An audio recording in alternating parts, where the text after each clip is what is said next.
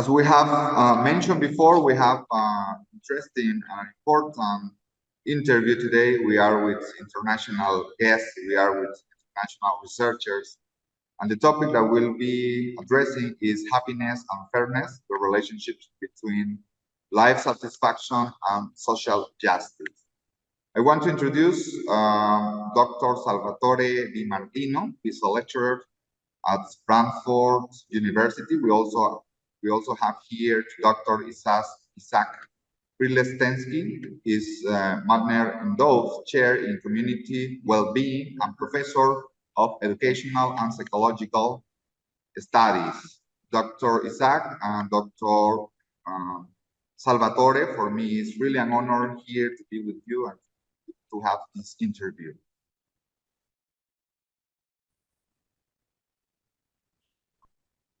Okay, we also have here to Dr. Martin Montero.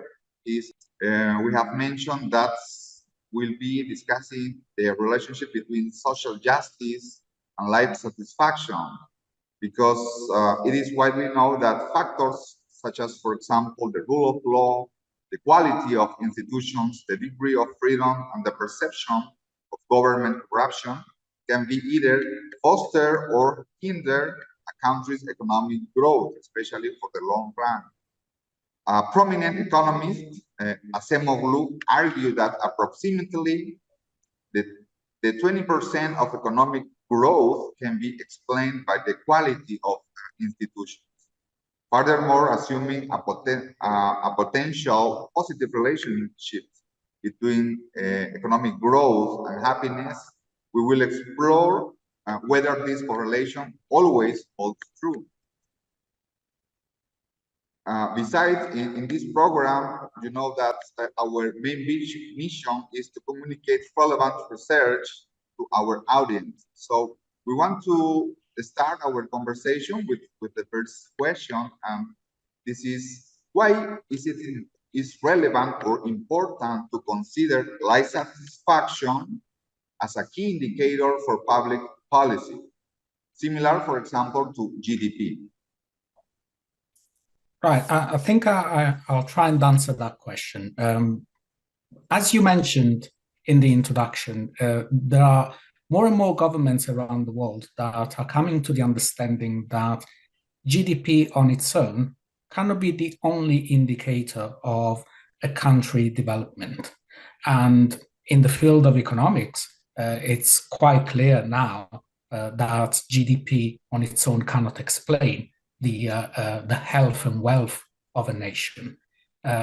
Besides, GDP is problematic in many regards. I'm not going to go into too many details, but there are some aspects of GDP, for example, that can increase the unhealthiness of a certain country. For example, car accidents can increase the GDP, but it doesn't mean necessarily that they are a good thing for a country. So because of these reasons, governments are trying to understand what is it better to use as an indicator of a country development. And that's where life satisfaction and, more generally speaking, well-being comes into place. So people don't want just to live in a wealthy country. They want to live in a good country. They want to live in a country that allows them to live a happy life. We know, for example, that the pursuit of happiness is enshrined in the very constitutions of the United States and other constitutions of countries around the world. There are countries like Bhutan that have changed from gross domestic product to gross national happiness. So countries are realizing that happiness is important, life satisfaction is important, not just how much money a country makes, but how able that country is to make people happy. So GDP is still important. We are not denying the importance of GDP. We are saying that along with GDP, we need other indicators, other more subjective indicators. And life satisfaction is one of those important indicators that can give us a sense of where that country is going, in which direction. A country that makes people happy and is also responsible with national economy is probably a good country. Thank you, Dr. Salvatore. given that sets the relevance and the importance of happiness, life satisfaction, to talk more about, well, and this is obviously more than money, this is more than classical indicator GDP.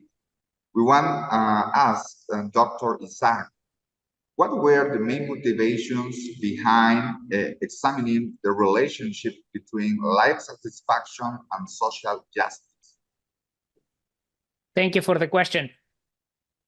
I think there are two converging factors behind our study. Number one is experience and intuitions. And I think as a psychologist, a community psychologist, we have been working with people in communities that have been maybe marginalized or exploited or excluded. So our experience, personal and professional experience, tells us that people who experience injustice, they experience lower levels of well-being. And on the other hand, we know that people who experience justice, respect, fairness, dignity in relationships, in the workplace, in the community, even at the national level, those people are happier. So that leads us to search for, is our intuition correct? And there are a lot of converging research strands that led us to formulate this theory, which we call wellness as fairness. So basically, wellness as fairness means that the more an individual in his or her family, community, country, workplace, the more they experience just treatment, fair treatment, the more they are treated with dignity and humanity, the happier they become. So when you look at international measures, we came upon life satisfaction, as Salvatore and you were saying a few minutes ago. So life satisfaction is a good proxy for wellness. It's a way of asking people, how is your life going? And there are different ways to measure life satisfaction and wellness. But in conclusion, I think it's both experiential, practical, phenomenological intuitions about the relation between wellness and fairness, and also converging strands of research that say the more you experience wellness, there is a great likelihood that it is because you are experiencing fairness and justice. Excellent, Dr. Isaac. Given this importance in terms of experience, inclusion, well, you mentioned that perhaps justice, or people who experience justice, they will be, or they will, perhaps they will be happy, for example, in comparison with those people that had experiences in terms of justice.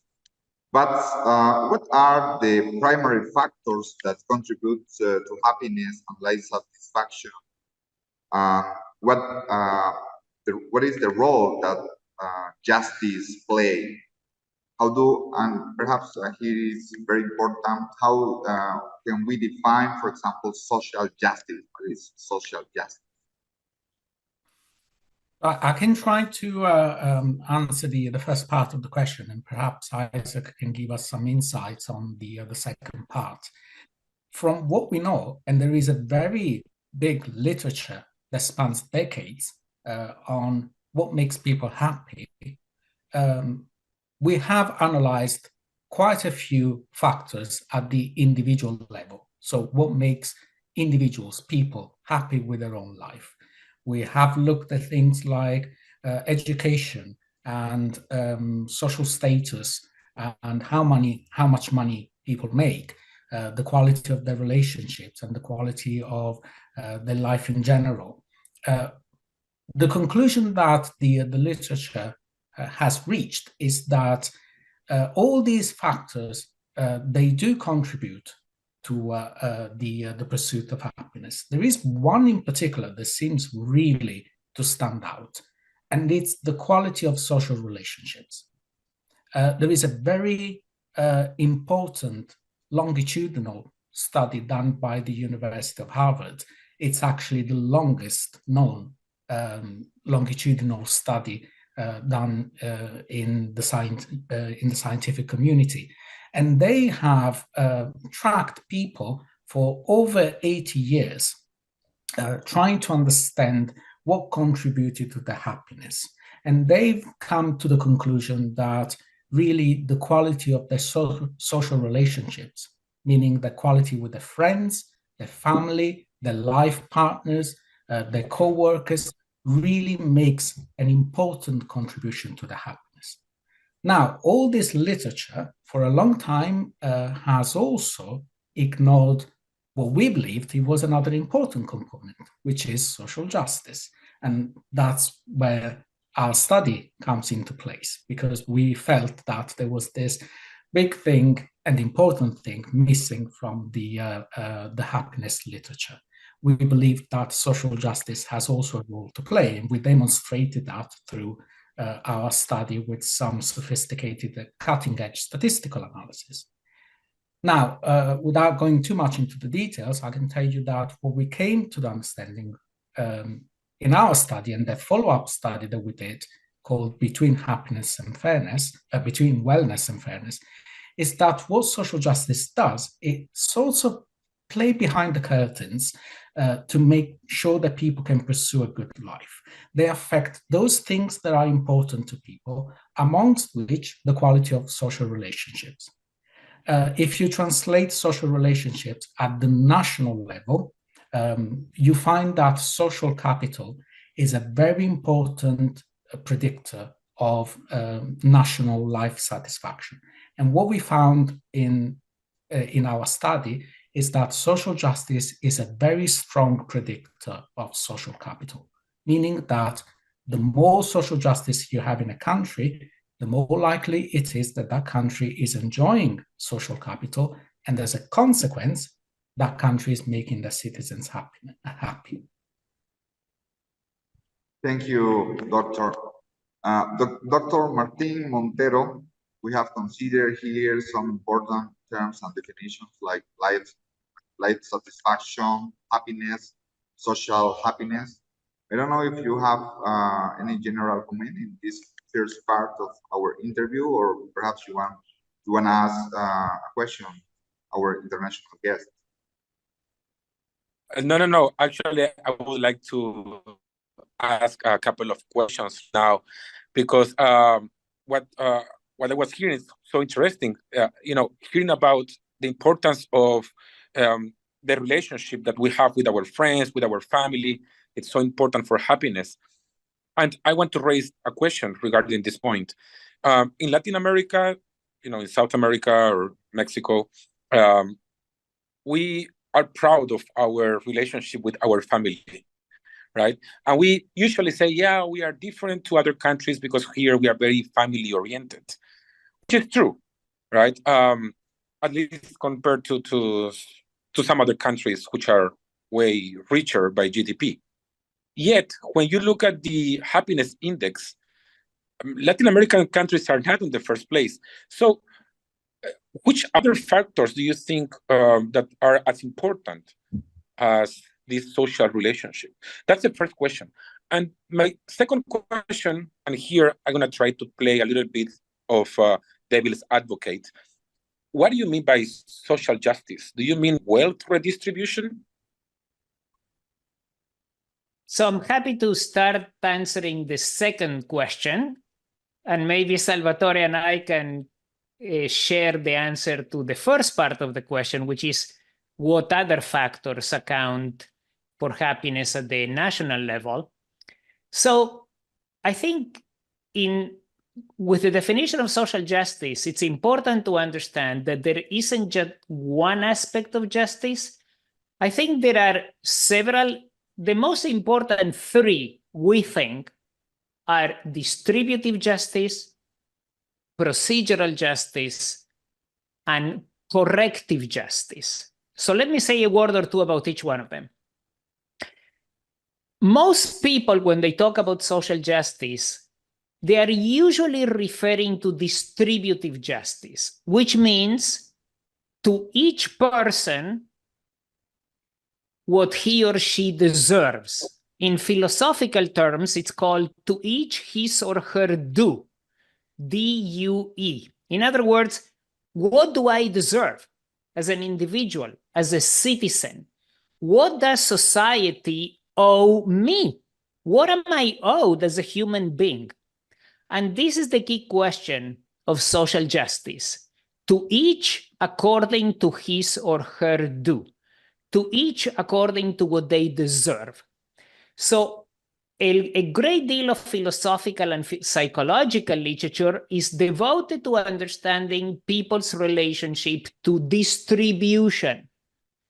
How is the government distributing resources? For example, high quality healthcare, unemployment insurance, educational services, transportation, housing, etc.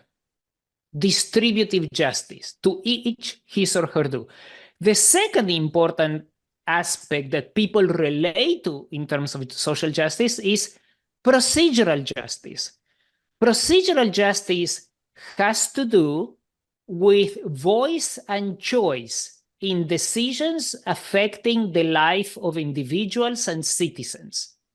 So if I am working in a corporation and the bosses are going to make a big decision affecting me, have I been consulted?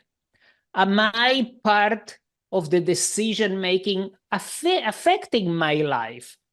So procedural is about decision-making and participation. Have I had a chance to voice my opinion? This is called voice and choice. And the third aspect of social justice is what generally is called corrective justice, which has to do with addressing wrongdoings. If a person obviously violates the law, if there is a great deal of corruption in a country, are these individuals going to be held accountable? Or if you live in a country where there is a great deal of discrimination, take South Africa, for example, during apartheid, there was a Truth and Reconciliation Committee in order to bring corrective justice, to hold people accountable. And the same happened in Germany during the Holocaust. After the Holocaust, 6 million Jews were exterminated, were killed. Germany paid compensation to the families. These are examples of corrective justice. And that relates to the happiness or unhappiness, in my view, in many Latin American countries. And then I'm going to turn it over to Salvo. But to begin with, we know that corrective justice is closely related to trust in institutions. So recently there was the new World Happiness Report, and Finland again was #1, and the Nordic countries. So Finland and Denmark are, according to Transparency International and a few other international metrics, are the cleanest, least corrupt countries in the world. So there is a lot of support for the fact that countries where everybody obeys the law, where government officials don't embezzle money, don't take advantage of their official position, these are happier countries. So I'm just going to turn it over to Salvatore, but I hope this answers the question of what is social justice, distributive, procedural, corrective. And when people live in countries where these three types of justices are enacted, people are happier. Why? Because they feel like they matter as citizens. And we can say more about that later, but let me turn it over to Salvo to talk a little more about other components than social relationships. Thank you, Isaac. Yes, I can follow up on what you mentioned about social trust, because I said before that from what we know from the second study that we've done, social justice has a strong influence on social capital. Now, if we look at what it is, social capital in a nation, but things, institutional trust. So the more people trust their institutions, the more there is social capital in that country. A high level of social injustice, people will tend to trust less their institutions. If there is a high level of corruption, for example, in a country, as Isaac was mentioning, it's very likely that people will not trust their policymakers. So the relationships that social capital measures, there are at least two types of relationships. There is an aspect of social capital that is called the bonding aspect, and the other one that is called the bridging aspect. We have not enough data to support what I'm saying, but I can give you my personal opinion and maybe what we can explore in the future. I believe that in more collectivistic countries, where there is a low level of social justice, people might rely a little bit more on the bonding aspect of social capital. They stick together to help each other out, to ward off the negative experience of living under social injustice. But that has also the consequence of diminishing probably the bridging aspect of social capital, which is being open to other people, to other experiences, and to other opportunities in your that can come and visit your community. For example, being open to immigration. We know from some statistics that we have analyzed that generally, the lower the level of social justice, the higher the possibility that people in that country will be against immigration. They will not see immigration as an opportunity for enriching the culture, but as another detrimental effect or another issue to deal with, or another negative thing that they will have to deal with, because immigrants will take away the jobs and all the other propaganda that we hear sometimes about immigrants. So that is probably, I hope that answers a little bit better the why in countries with high level of social injustice, we also find a low level of social capital, because it's not just about relationships. Great, thanks a lot. It does answer my question. It raises other questions, of course, but I don't think we have enough time for that. So, but thank you both. Yeah, it was very clarifying. Okay, thank you, Doctor. In the first part of our introduction, we were saying that we will address one relationship between, for example, what is economic growth, typically measured, for example, by GDP per capita, and happiness. I don't know, in your view, and what perhaps the literature mentions, if this relationship is always positive, or perhaps it is not. For example, remember that there is you know what is the main publicity of credit cards. There are many things, or there are things that you cannot buy with money, obviously, but for the rest, you have the credit cards. Is this true? The relationship between money and happiness is a tricky one. And we seem to know quite a bit of what happens at the individual level, which means what happens to people's happiness when they make more money in terms of personal income. There's a very famous study done by Richard Easterlin, which has translated into what in the literature is known as the Easterlin paradox, which shows that the relationship between personal income and happiness seems to follow a U-shaped curve, meaning that the more money you make, generally the happier you become, but up to a certain point. After reaching a certain threshold, making more money in terms of personal income will become actually detrimental to your happiness. The reason for that that has been given is that probably because people that make an excess of money, they actually focus too much in their life on making money, neglecting other important areas like social relationships. If I spend 12 hours a day working, trying to make money, and I don't dedicate enough time to my family, to my friends, to the people that are important in my life, yes, I will have more money at the end of the year, but probably I will not enjoy more happiness. At the national level, we don't have too many studies that show this kind of U-shaped relationship. It seems from what I know that the relationship is generally always positive.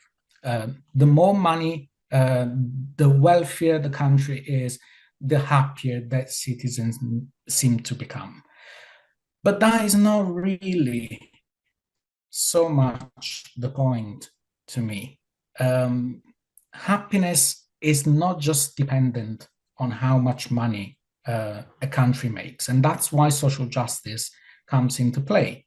Because what social justice teaches us is that it's not how much money per se the country makes. It's, as Isaac was explaining before, in terms of distributive justice, is how well that money, that wealth is distributed.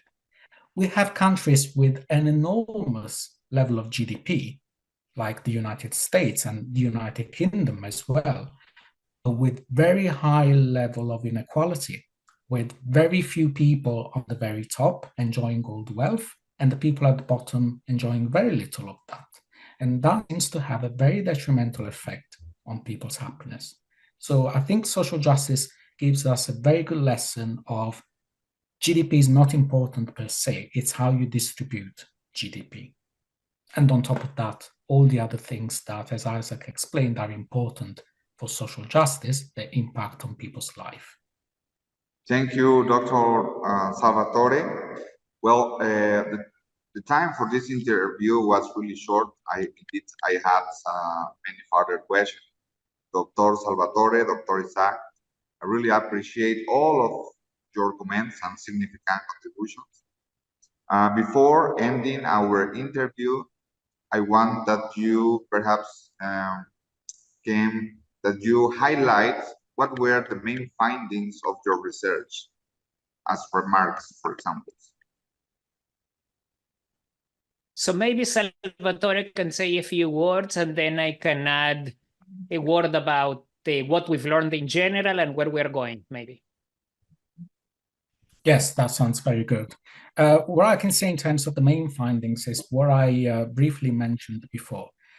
What we have found in our study and the follow-up study, particularly the follow-up called Between Wellness and Fairness, is that social justice seems to be important for people's happiness, not so much in a direct way, but in an indirect way.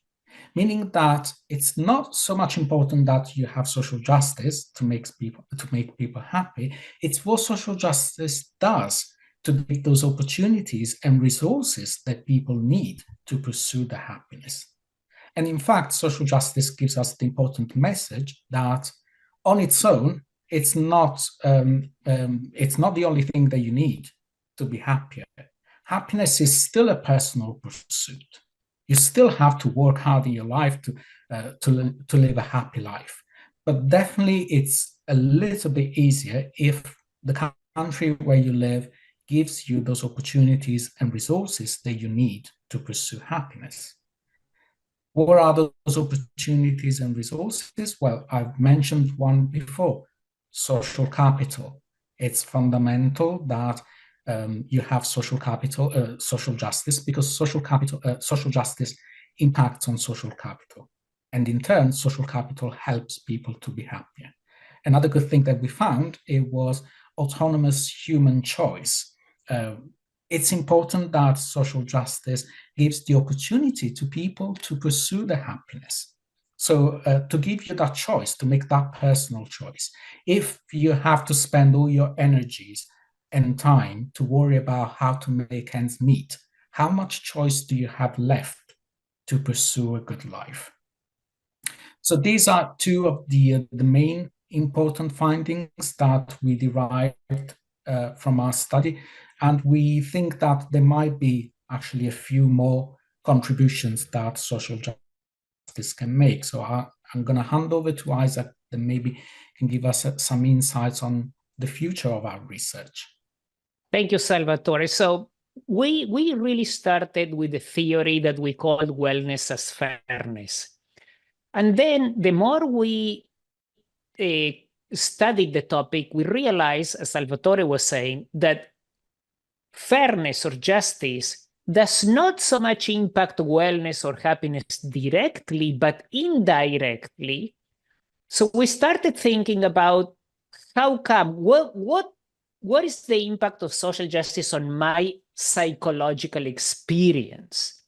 And it turns out that that experience is a sense of mattering, that I matter in the world, that people treat me with respect, then I feel valued.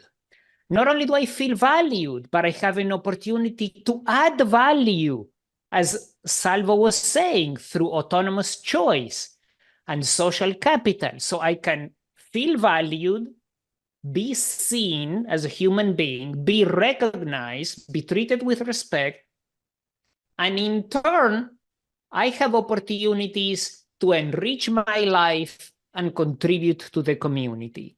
So we're working on a theory of the common good, which has three factors: wellness, fairness, and mattering. And in our view, mattering is the mediating factor between fairness and wellness. So we think that fairness affects wellness primarily because conditions of fairness and justice make people feel important, like they matter. You are treated as a human being in your relationships, in your family, at work, in the community, and also by the government. The government respects you as a citizen. So as a matter of fact, we just completed 2 chapters on mattering as citizens. The higher the sense of mattering, and the higher, in turn, their sense of wellness. Mattering, wellness, and fairness, we believe, are essential ingredients of the common good. If we want to build healthy societies, thriving nations, we have to pay attention not just to wellness and fairness, but also to worthiness or mattering, which is a very important mediating factor between these two elements. Dr. Isaac, Dr. Salvatore, thanks again. I kindly invite you for another conversation again for a near future. Thank you. We will be happy to participate. Thank you very much. Thank you. Thank you also both. to Dr. Martin Montero, who in conversation in this session discussing some concerns about happiness and fairness, the relationship between these important variables, justice and happiness, well-being. So now we are going with our institutional announcement, and then we'll come back with more than economy and negotiation. Please be with us.